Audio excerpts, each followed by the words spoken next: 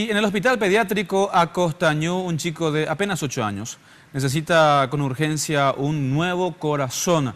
Estamos hablando de otro caso de un chico que necesita ser trasplantado. Ya fue conectado a un corazón artificial. Y Laura Penayo, nuestra compañera de trabajo, tiene todos los detalles porque hay un pedido muy particular que hacen sobre todo los médicos y también, más vale, ¿no?, la madre de este pequeño, Laura.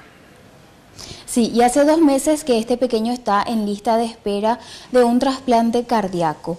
Él padece una cardiopatía dilatada que ya está en estado terminal, cuadro que se deterioró en los últimos tiempos, por lo que los médicos decidieron conectarlo a un corazón artificial hace 48 horas. Él está mejorando favorablemente, y para saber más detalles acerca del estado actual de salud de este pequeño y también cuáles son los requisitos que debe reunir el donante para ser compatible con este niño, escuchemos lo que decía al respecto el doctor Melgarejo del Hospital de Acostañó. Lo más importante para nosotros del grupo sanguíneo es un niño de 24 kilos de grupo sanguíneo cero positivo, y él toleraría un donante de hasta 60 kilos.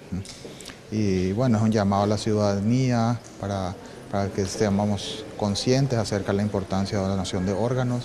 Este dispositivo, este corazón artificial, lo que nos permite es sencillamente ganar tiempo mientras aparece un donante, y estamos a la expectativa ante esa situación. Y este niño es oriundo de Misiones. Nosotros pudimos hablar con la madre y hizo un pedido especial a toda la ciudadanía para ayudar a conseguir un donante para este pequeño, y estas son sus palabras. Y está mejorando de a poco, pero está mejorando. Después de su implante de corazoncito artificial. ¿Él está lúcido? ¿Habla con ustedes? Sí, ya habló desde ayer, ya habló bien. Sí. Ahora quiere tomar cocido.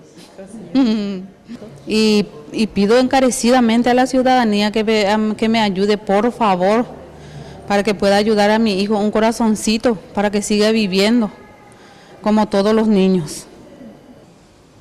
Y este niño está internado en calidad de emergencia 0, lo que lo ubica en un primer lugar en caso de que aparezca un donante en la lista de trasplantes cardíacos. Bien, esperemos que pronto esto pueda convertirse en realidad.